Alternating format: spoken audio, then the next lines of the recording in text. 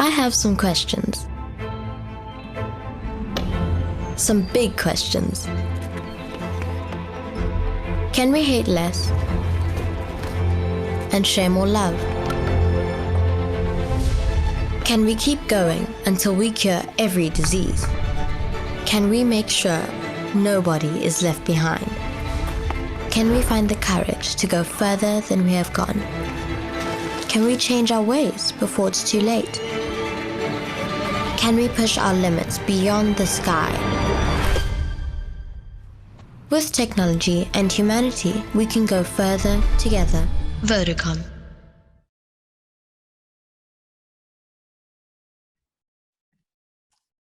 Hi, good afternoon, everyone. Hi, I'm Preetesh. Sewraj. I'm the CEO of the Loeries. So good to have all of you join us for another session of the Loeries Creative Hour.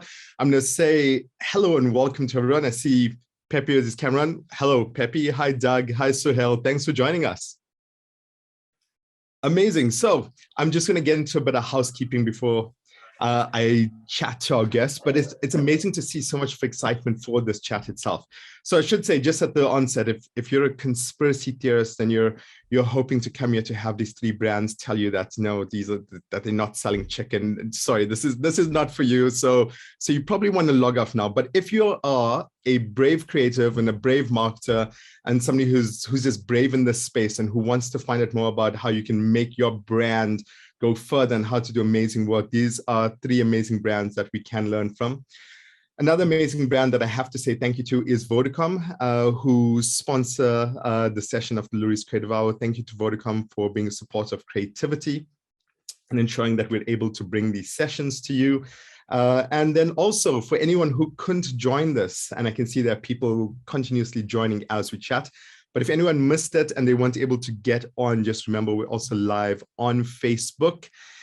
Also, if you're joining today, you're probably going to hear my voice is a bit different. So please excuse me as I chomp on lozenges and hot water during this, and hopefully my voice will cope throughout this, and it's not too bad for these three gentlemen. But just to introduce them, we have Doug Place, who's the Chief Marketing Officer of Nando's IMEA.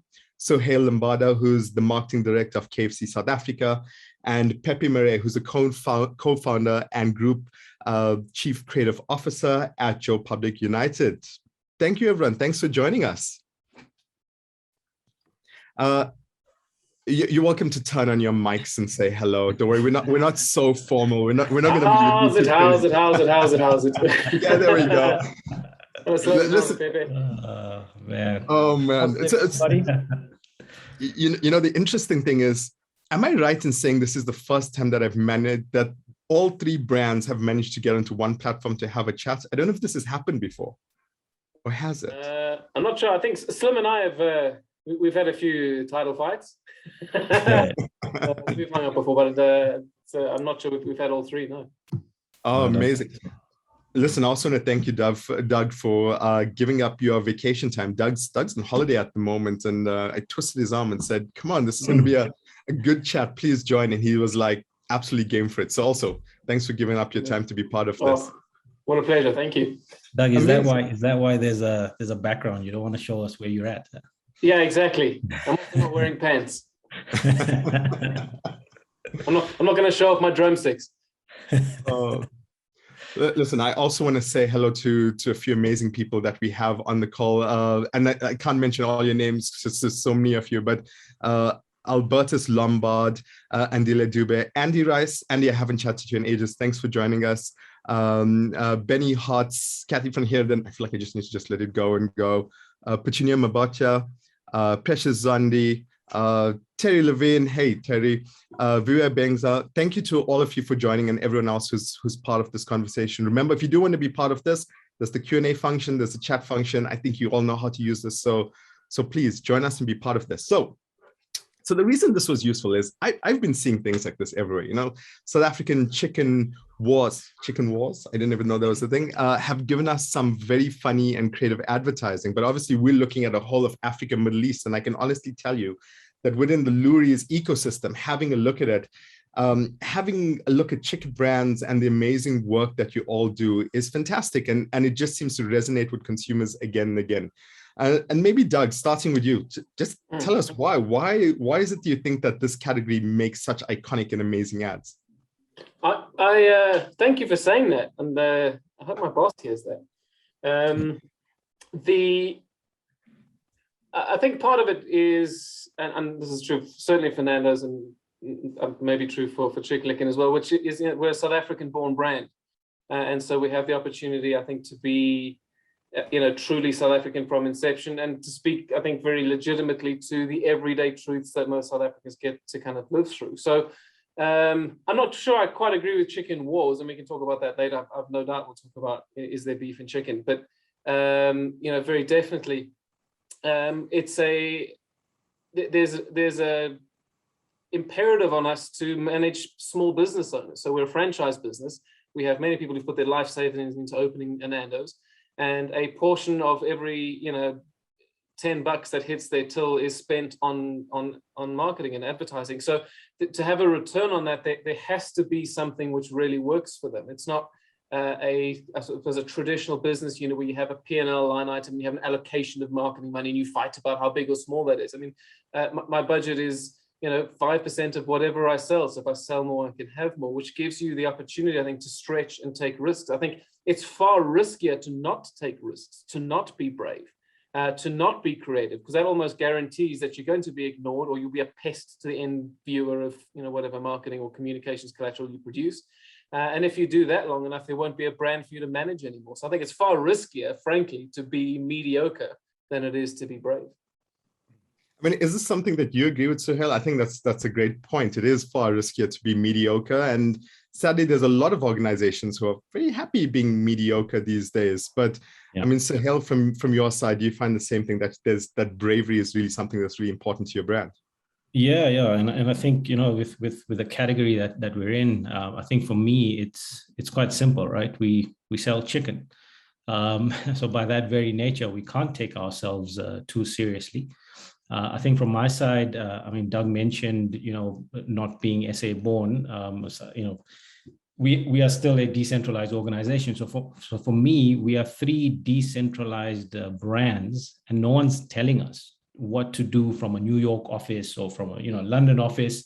And so therefore, that combined with the fact that I believe we have really great creative competition in the category. I mean, I'd like to say, I'm blessed to have strong creative foes in Doug and Pepe and their teams, and everybody keeps everybody on their toes, and ultimately that results in groundbreaking work. And for me, I completely agree with Doug. I mean, I think being bland, being boring is the biggest business risk any brand can have. You've got to push the boundaries. You've really got to push the boundaries to stand out. I mean, we owe it to the chicken category to do that. Amazing.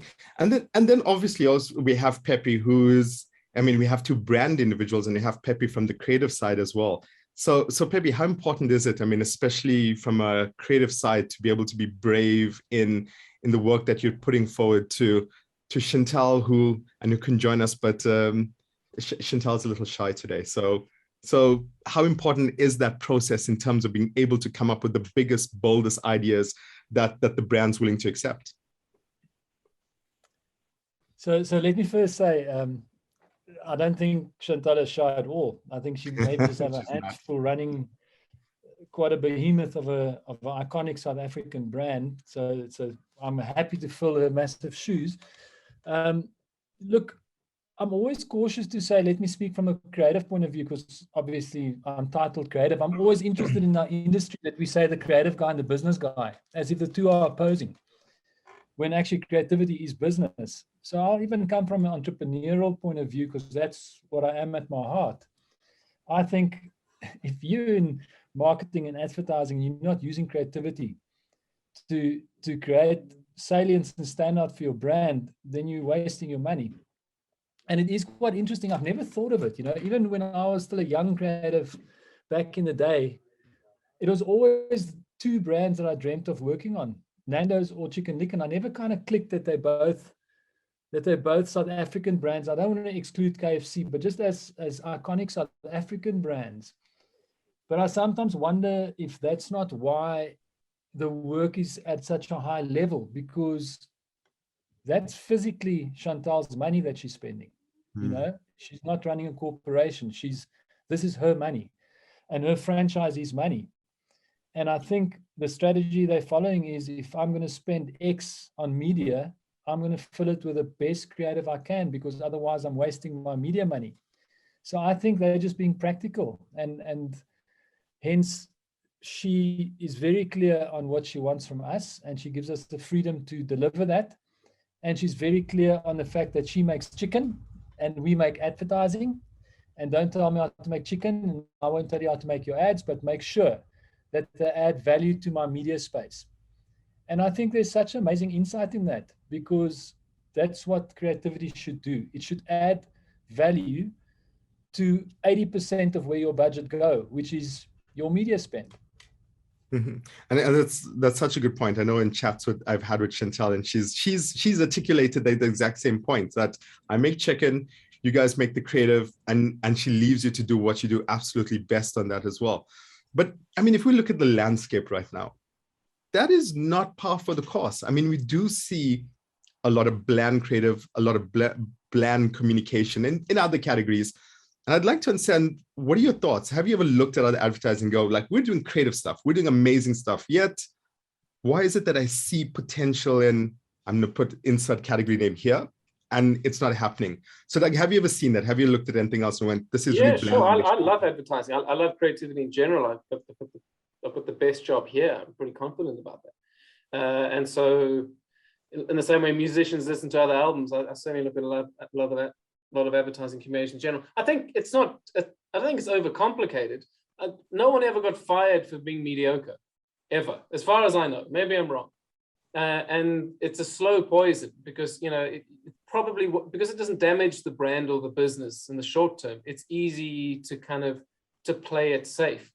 And, you know, that's always been true, but it's been more true in the last 10 to 15 years, where because of, you know, the brands playing out more often in the public space, and there's more immediate contact with brands, and, you know, brands making mistakes turn into PR crises quite quickly, often for good reason, but sometimes totally taken out of proportion or not worthy of the kind of attention which a lot of, you know, the press like to publish. And I understand why the press do it. They want eyeballs and attention too.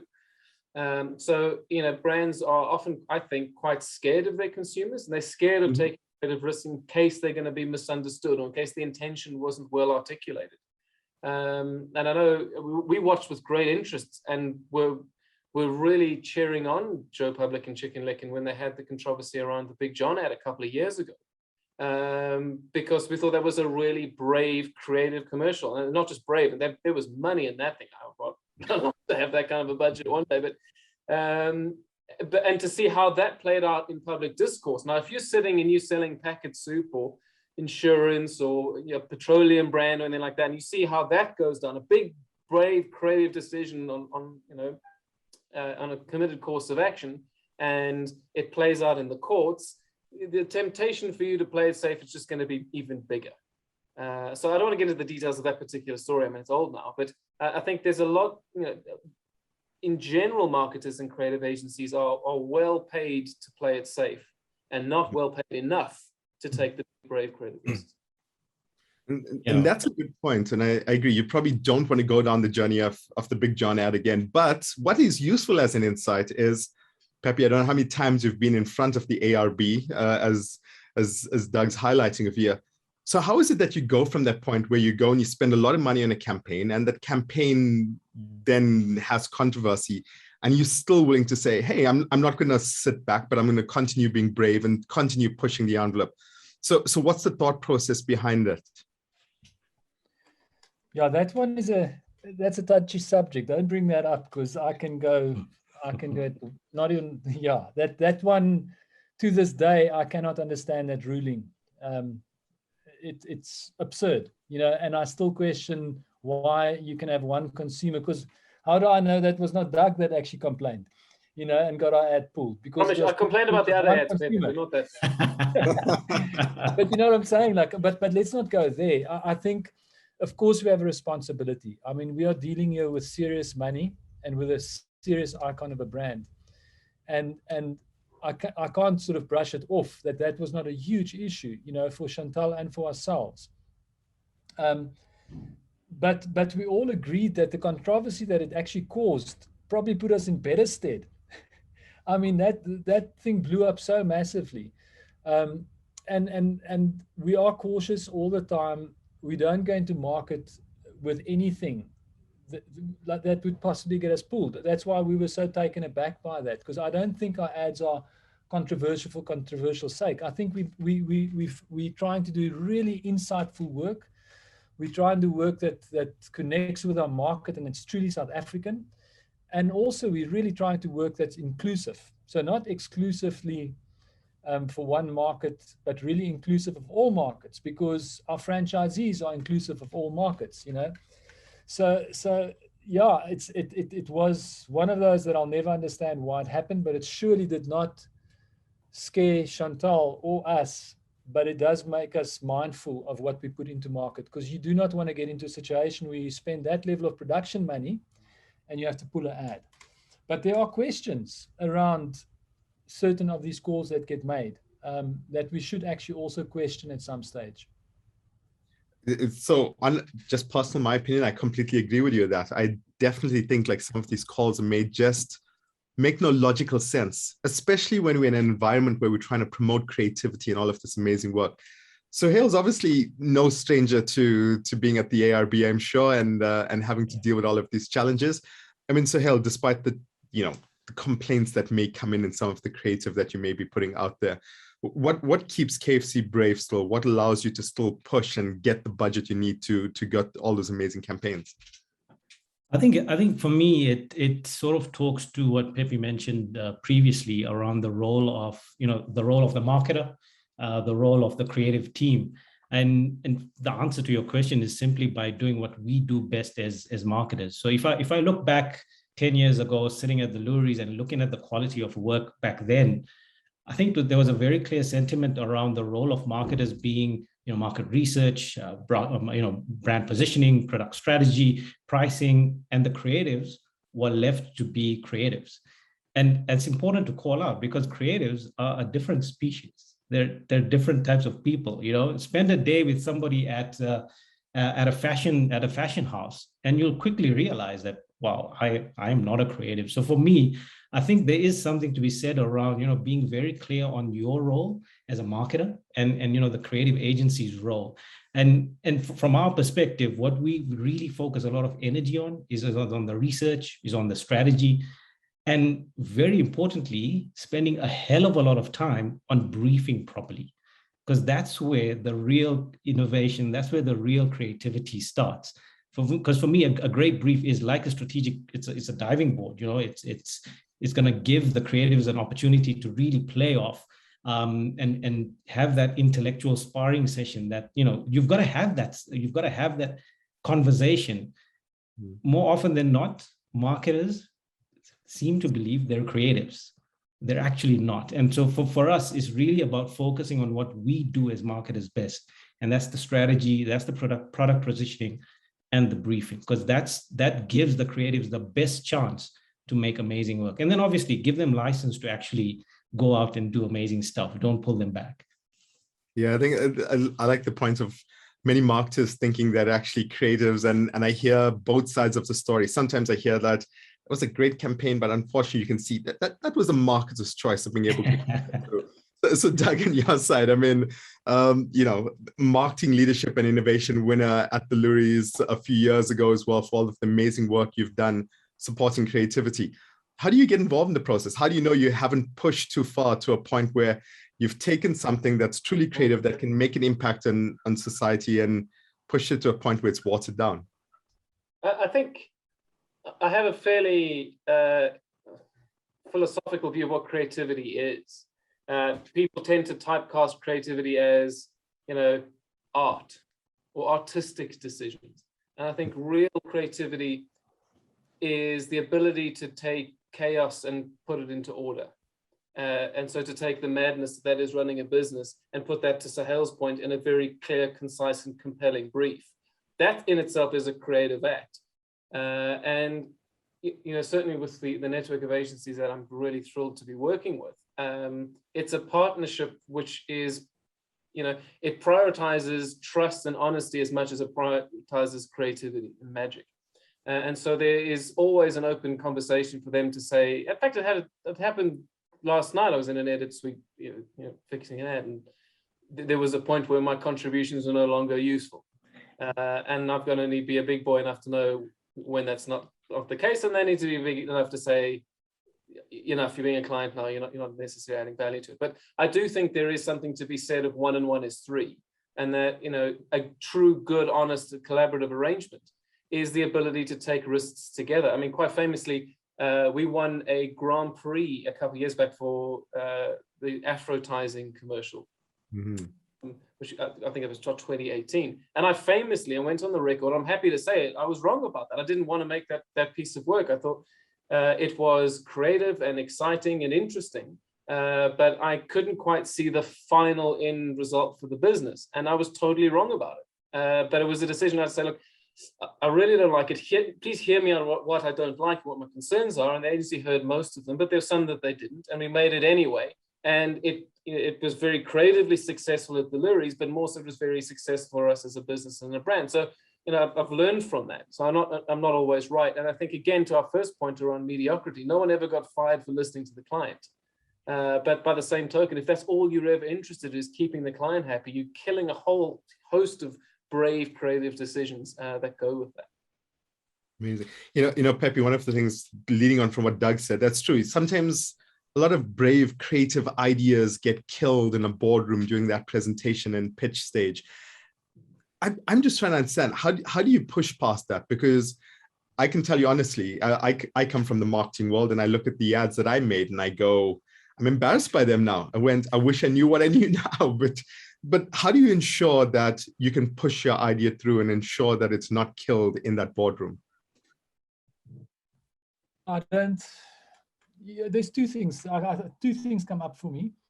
I think very often we push ideas that are not good enough, because in my experience, when an idea is really, really good, it almost sells itself. And now I'm speaking for other brands, not just within this space where there's a lot of freedom on this particular client's brand. But I've seen, if idea is really powerful, it sells all the way through. So I think one of the onuses is on our own shoulders as creative agencies, that we are not aligned between the creative department and the business side of the business. We're not aligned around what our duty is in this market.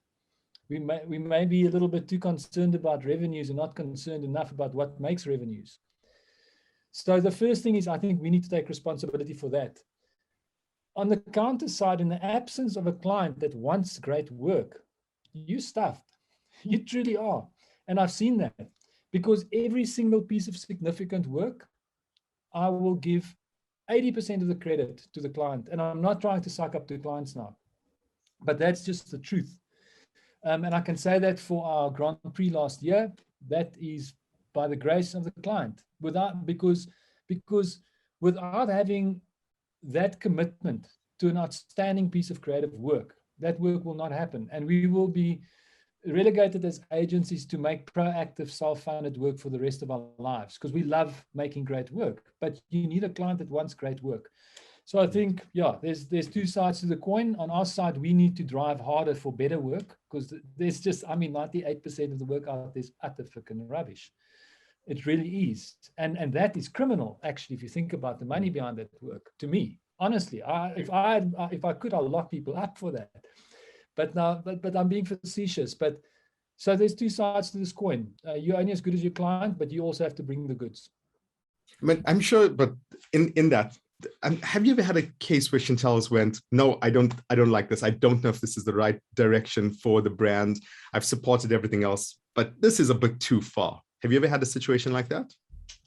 No. So she trusts us. We've had situations where within the work, so she's got two mandates that we're not allowed to overstep. And we don't go there with our work. And in fact, I think there was one piece of work where it slipped past me where we slightly overstepped that line. And it was a bit of a lesson for me, because it's a huge responsibility to be trusted this much, which is also interesting. When your client trusts you this much, you give more. So what a beautiful place to be, that you trust your agency, give them freedom. That makes them take proper responsibility. But she has had issues with specific scenes within some of the commercials, where we then always go and shoot it and discuss it in the edit. So she's always open to look at it in the edit, and always, when it's done to the right level and with the right level of taste and sensitivity, those things go through.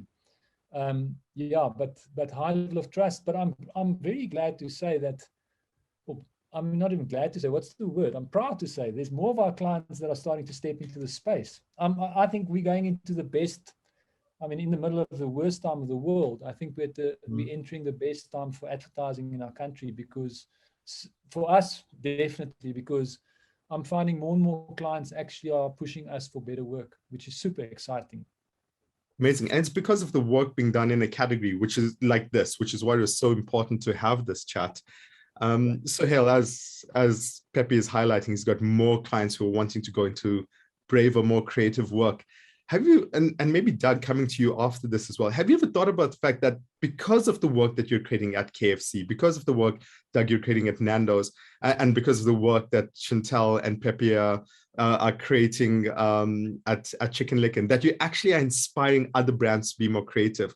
Have you thought about your impact on the larger creative ecosystem through the work that you're actually doing, Suhayl?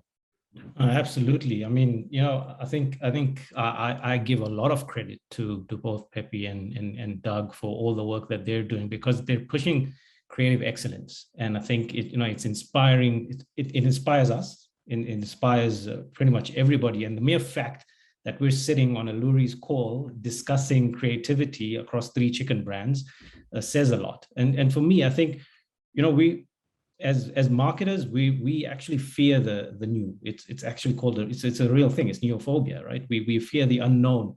And so for me, I think I'd like to talk a little bit about what Pepe said around the trust and the relationship that you need to build, because any good form of creativity is naturally taking a risk. You'll never take a risk with somebody that either you don't like or you don't trust.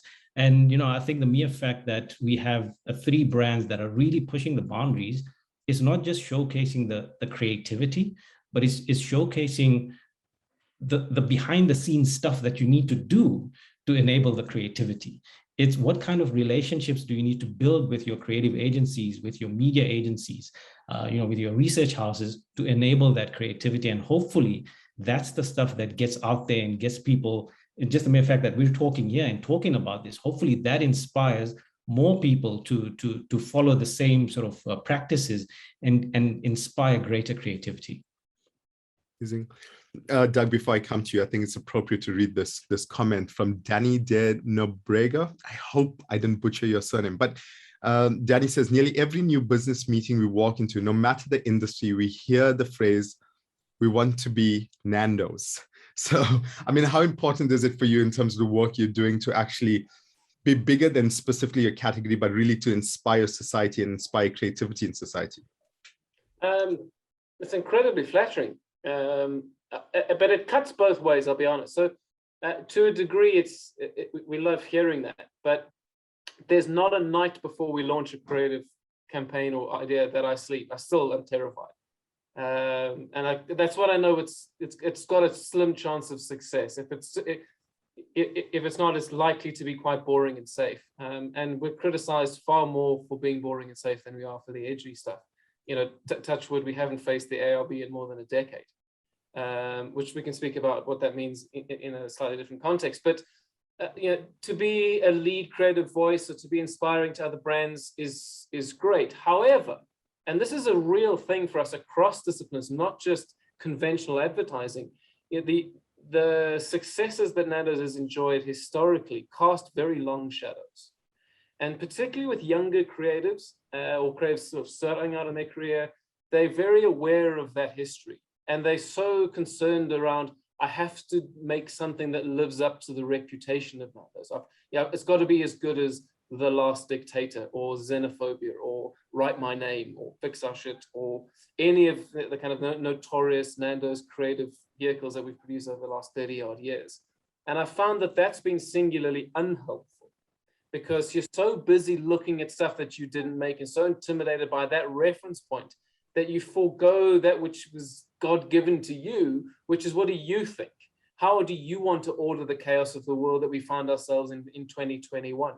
And when we're free from the, living up to legacy and comparison, you have a much bigger opportunity to make commercials out of desire, not fear or comparison. So to a degree, it's great. It is great. But to those who want to be Nandos, understand that there's plenty of terror that goes with that as well, let me tell you. And by the same token, creativity is forward-looking. You have to make the thing that hasn't been made yet, not just try play the greatest hits to a new tune. Don't remix what's already happened. I've done that. I've been there and I've done that. It's safe, and that's deadly. That's really going to mess up one of the questions I had, which I'm going to bring forward, because one of the things I really want to know from all three of you is just in terms of your brand, which has been the most like a defining campaign that just lingers. And it seems like you're going, doesn't matter what that campaign was, we don't want to be defined by that. Is that right? Yeah, Doug? personally, I don't think it's all of the campaigns put together build the perception that people have of the brand. And so that, some have been more successful in that endeavor than others, for sure. I think what I'm most proud of in the last 5 years or so is Nando's has been recognized for creativity beyond advertising. So the work that we did just around our visual identity, like this stuff, the work we do with artists, with the Chicken Run and the Spear Arts Foundation, the work we've done with Goodbye Malaria, Write My Name. These are not traditional 30-second TV commercials, although we still get recognized for that, and long may that continue.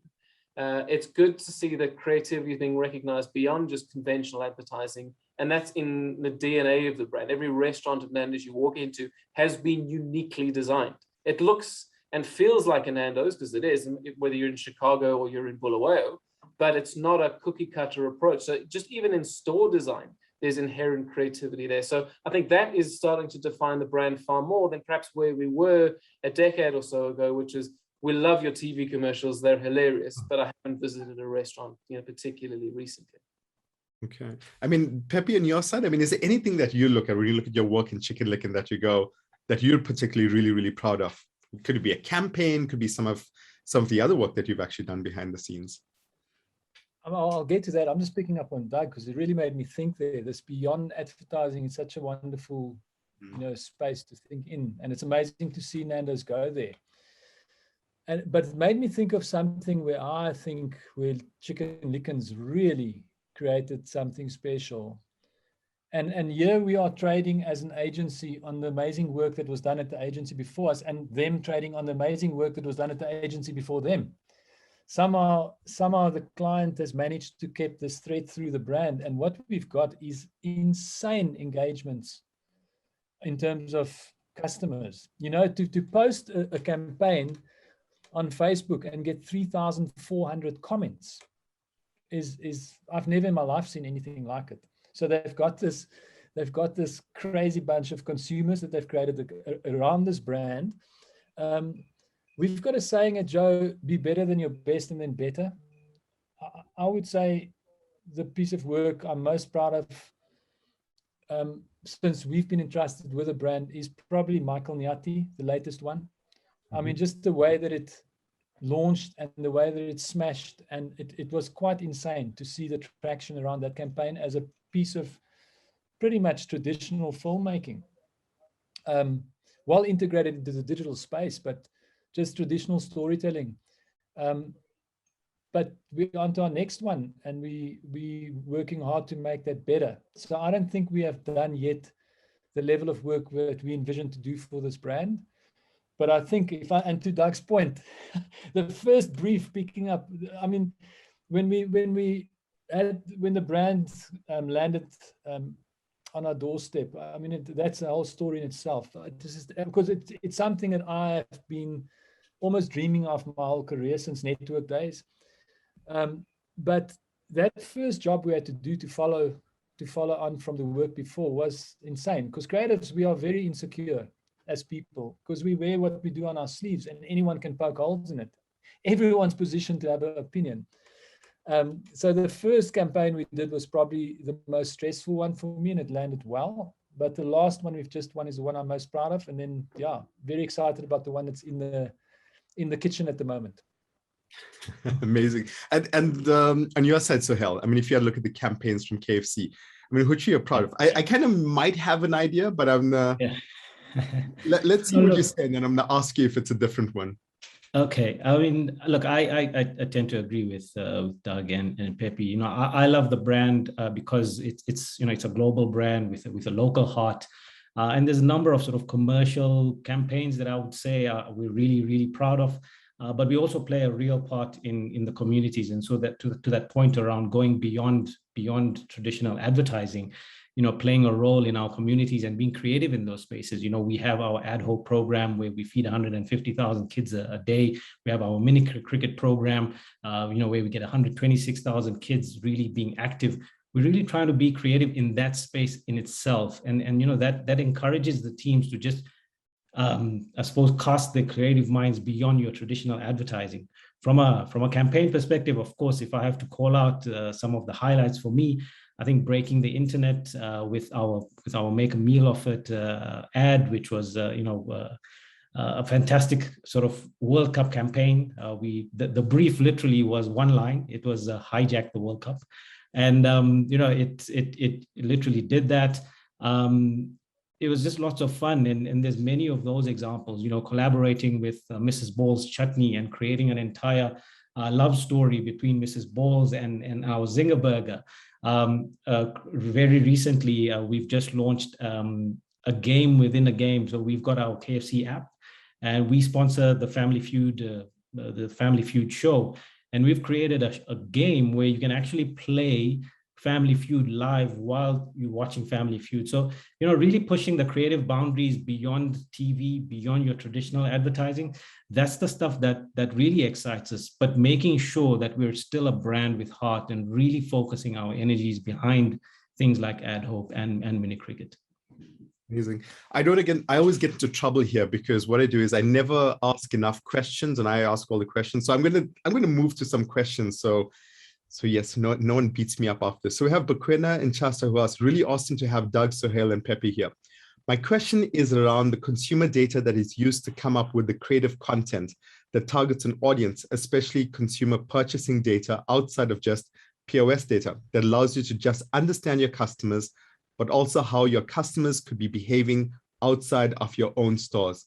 How crucial is that data? Doug, since you're next in line, maybe do you want to take that? Yeah, sure. I'm a big data nerd. I'm a big fan. I started my career in a bank.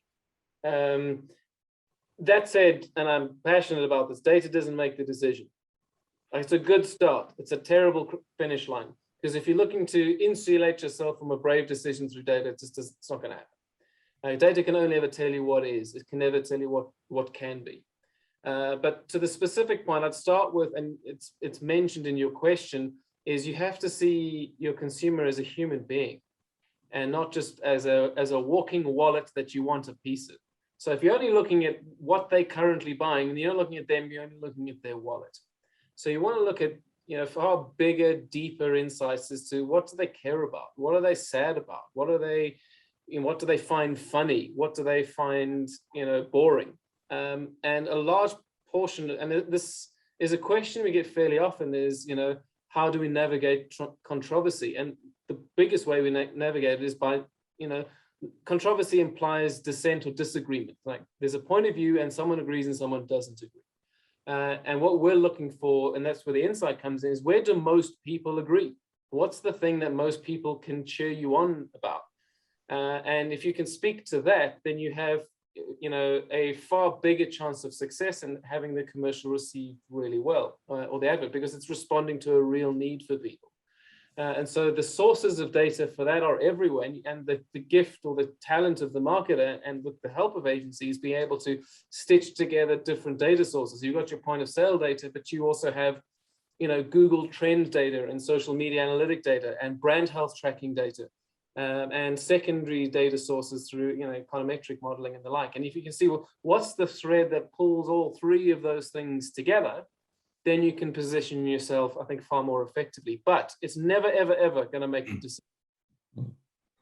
if I can jump on that, Preetesh. I mean, I think Yeah, we please. talk a lot about data and the role of data, but as marketers, you can you get really get taken in a very different direction versus your intuition, you know. And for me, I think, like Doug said, I think you've got to use the data to just give you a sense of the direction. But at the end of the day, for us in the QSR industry, I think the analog experience itself is really key. So, you know, how well do you actually understand the restaurant experience? Like you could spend hours and hours in the data, but actually what are people experiencing when they go through our drive-throughs, when they when they're engaging with our team members? And are you actually understanding that on the ground experience? Because that's where the magic happens. So I think data is important. It should give you direction, but at the end of the day, intuition and a real understanding of what's happening on the ground is very important, especially for a category like ours. Pepe, do you agree with that? Intuition and what's happening in the ground, and how entrenched are you in the data and the numbers as part of the strategies that are coming out of Joe Public for Chicken Licken? I'm loving these marketers. Like my language, but no. So look, let's go value number 6 of growth, H for honesty. As an agency, we've been digitally transforming for the past 4 years. I think it's starting to show in the work we do. I think it's starting to show the bookmarks, you know, the level of digital work we're starting to do. And we've just brought a high-end digital expert into our group who is driving data. So no, we don't have data at the heart of our work. And if you ask me in 2 years' time, I might be able to give you the right answer or more informed answer. So definitely believe there's a place for data. As a creative, I've not worked in an environment driven by data yet, so I have not been able to experience the value of data. But there's a lot of talk that data is valuable. But I would continue to argue that a big idea will trump big data any day. There's just no doubt in my mind. And I made a case for it the other day. You know, this thing about intuition. Intuition that makes us marry our life partner. Intuition that makes us start businesses.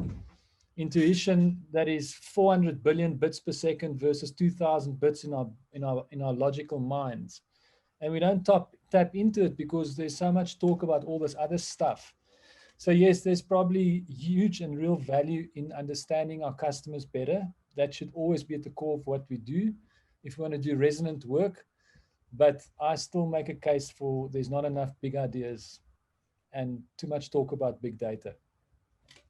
You know, I have to agree. I think one of the key things is innovation doesn't really come from research itself, because essentially and I come from a research background, and you know, been through the marketing stuff, done the research, and I think it's really valuable and it gives you some insight.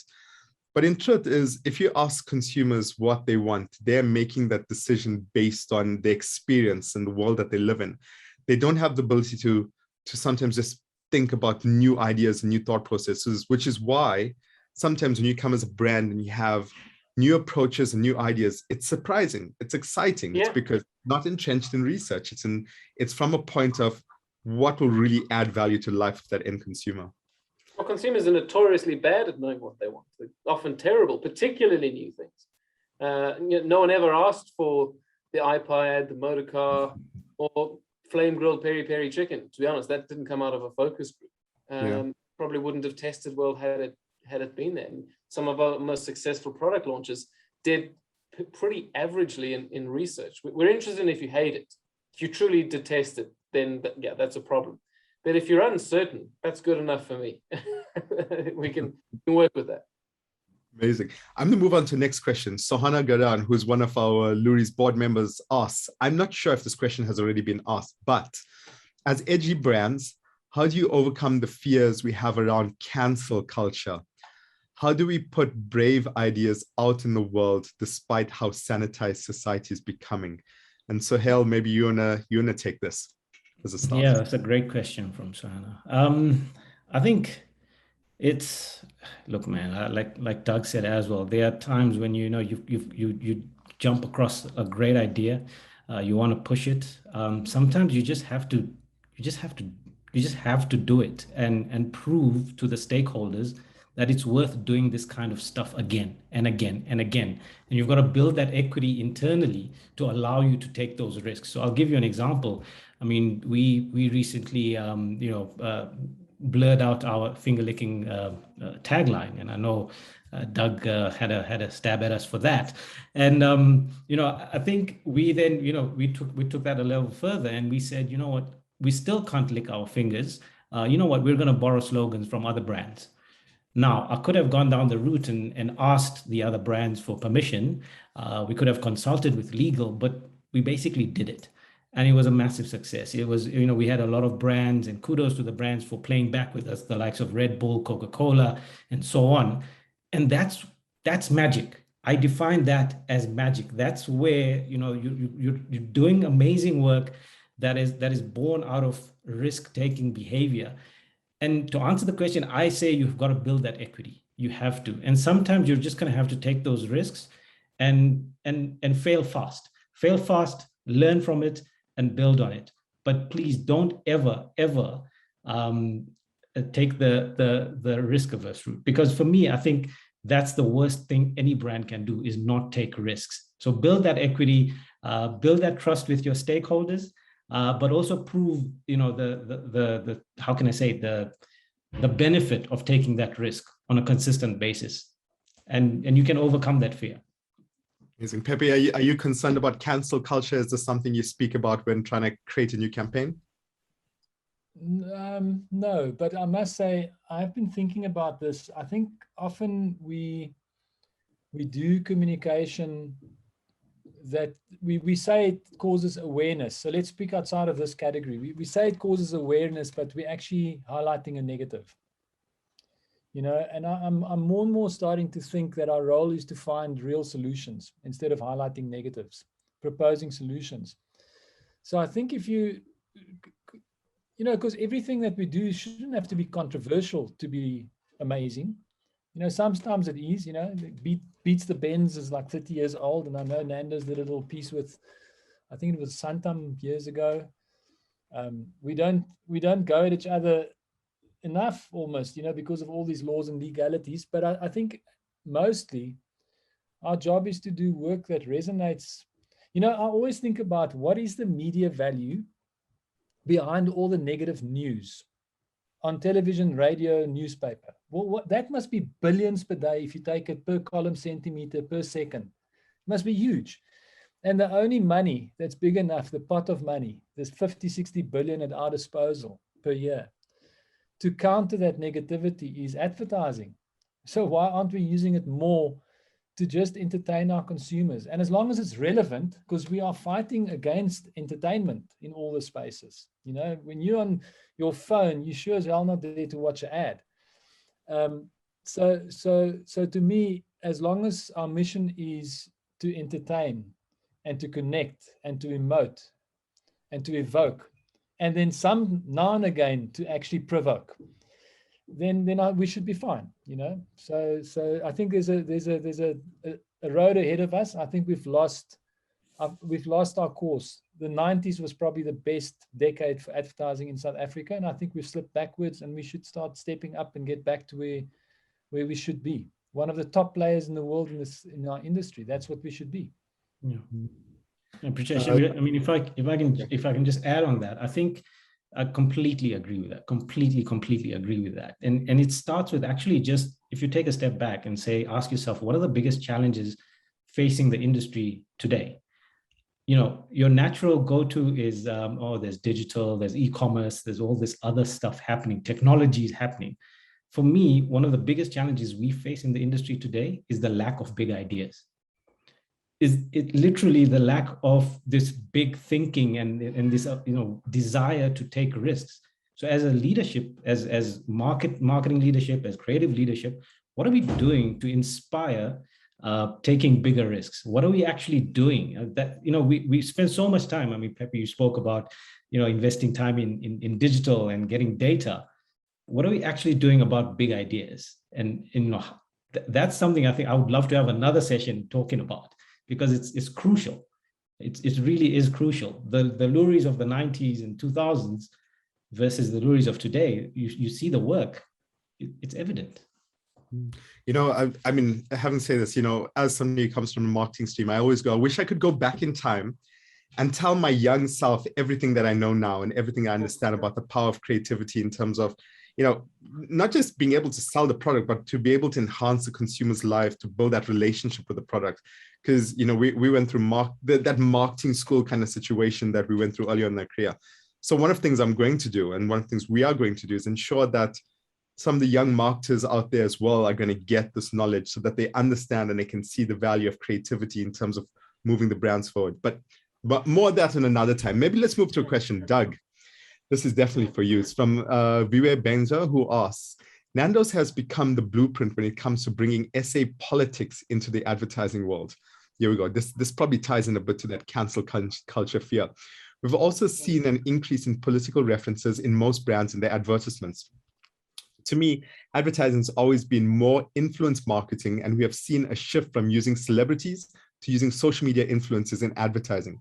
The political landscape were a huge advertising reference during the Zuma term, especially for the chicken industry. Do you think that the political references are a fad or a trend? Will creatives be using a lot more political references in the advertising world, or was the political space of South Africa more amusing then than it is now? Yeah, no, look, it's certainly, you can't make a lot of this stuff up genuinely. What happens in the political space. To be honest, and here's the real answer, we reference politicians a lot less than people think we do. So in the last 30 television commercials we've made, 2 of them have referenced actual politicians. So it's less than 10%. What it does speak to is just how sensitive everyday South Africans are to political messaging and political ongoings. And that's why we make commercials, not because we like politics, but because you like politics. And you respond to the political machinations, and you care about the state of the country and what's going on. And when a cabinet reshuffle happens, that's like our Super Bowl. Like, we don't have a Super Bowl, so we'll have that instead.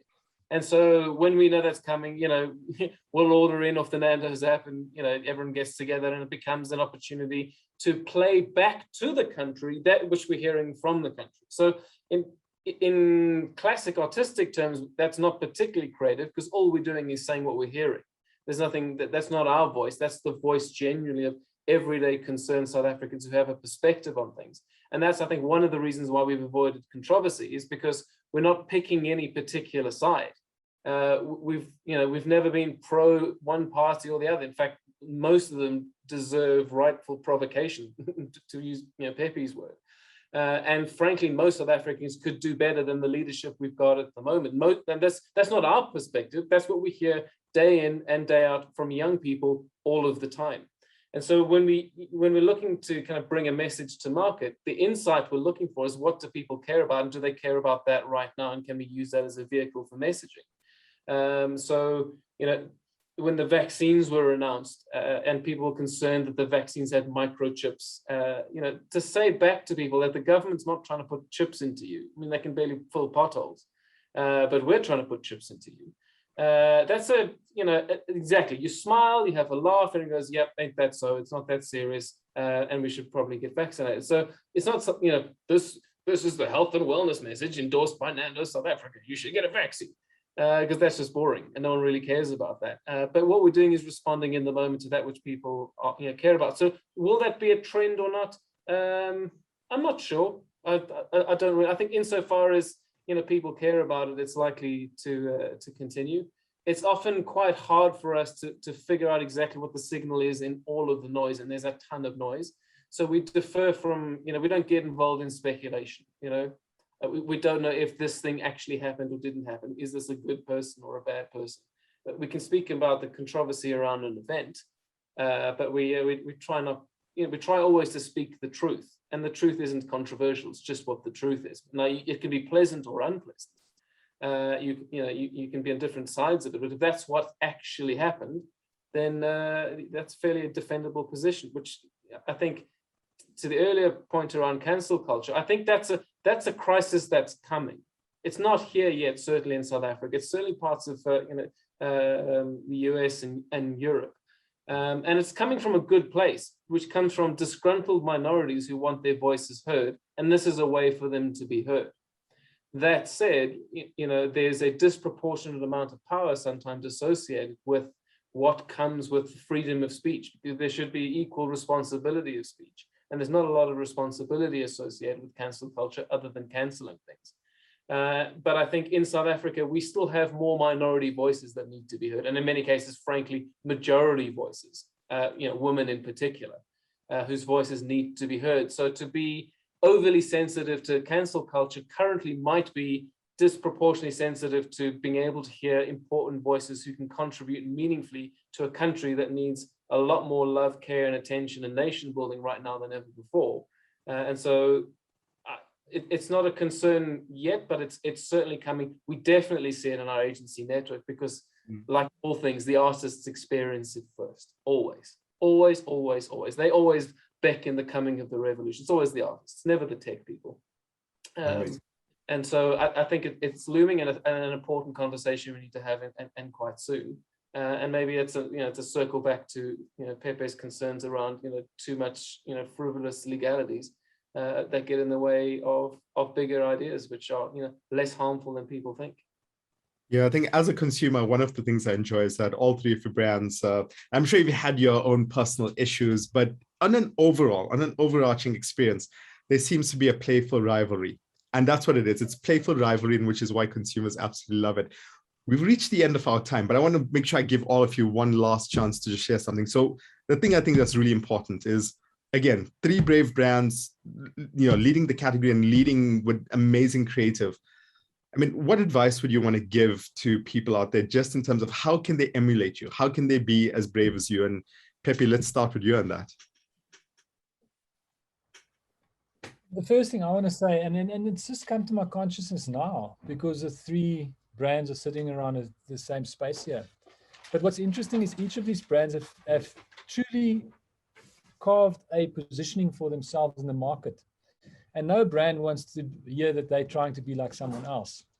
And each of the brands have stuck to their corner of the market and done a bloody fine job in that space.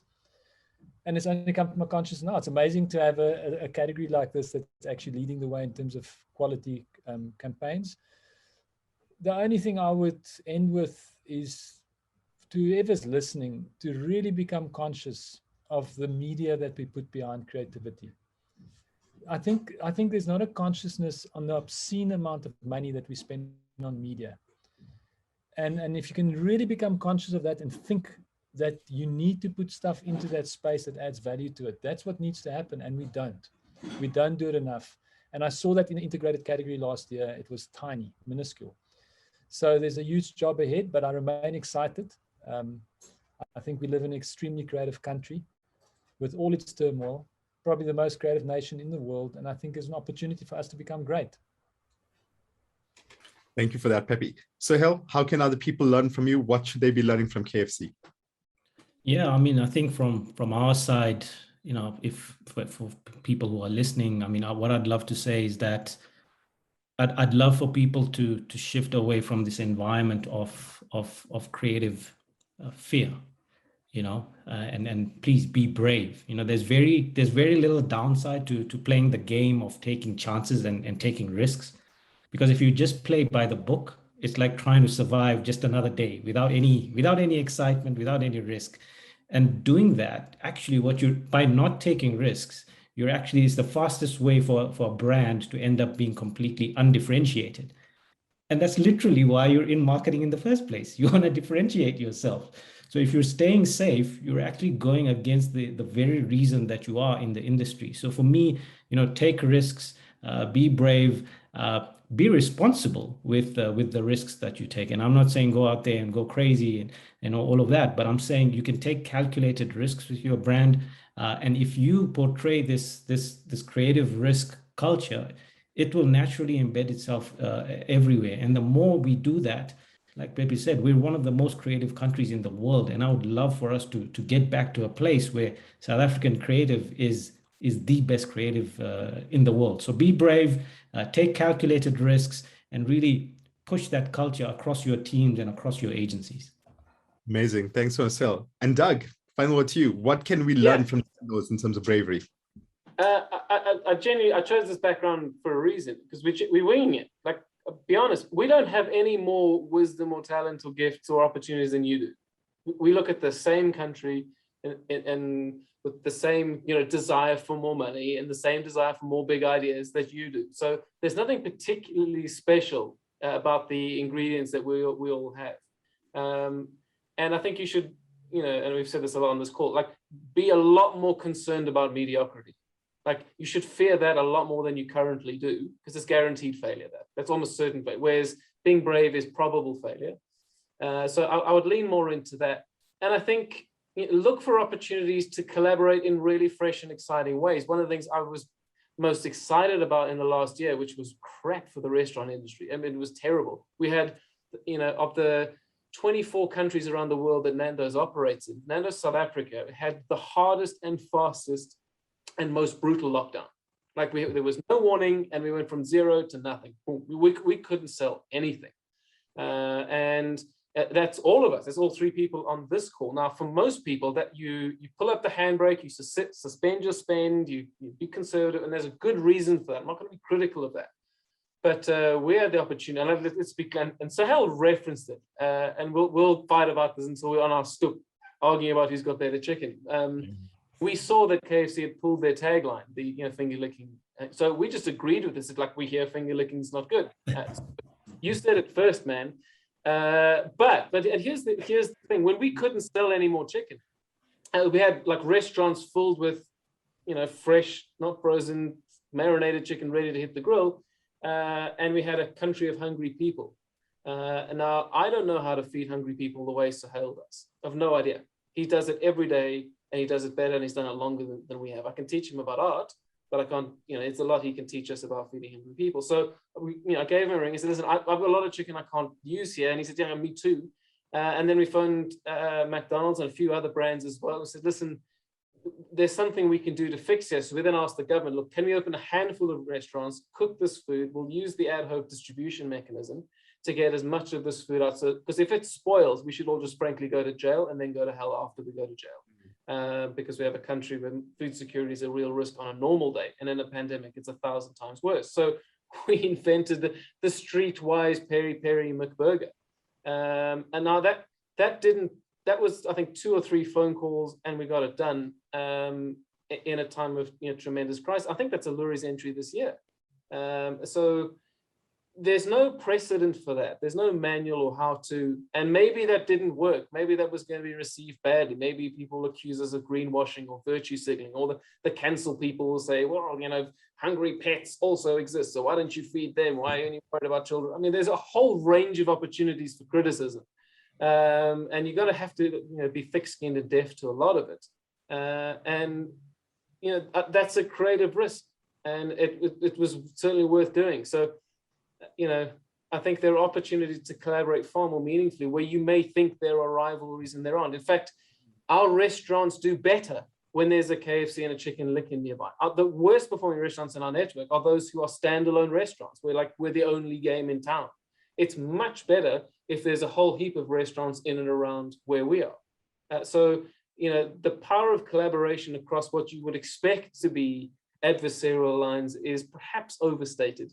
And the opportunity to collaborate more meaningfully and take some creative risks is, I think, more apparent now than ever before.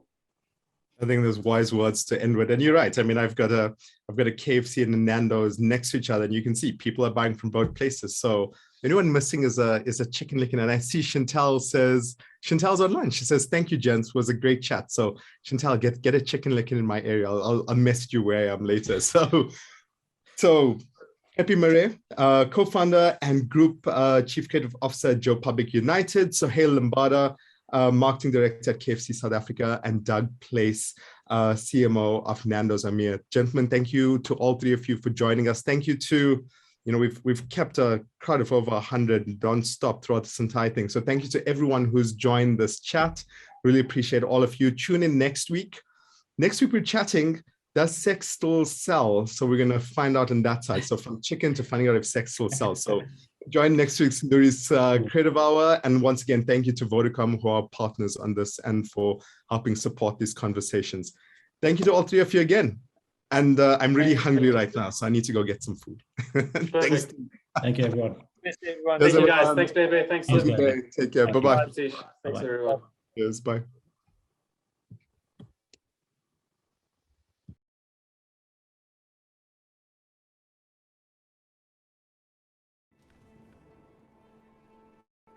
I have some questions. Some big questions. Can we hate less and share more love? Can we keep going until we cure every disease? Can we make sure nobody is left behind? Can we find the courage to go further than we have gone?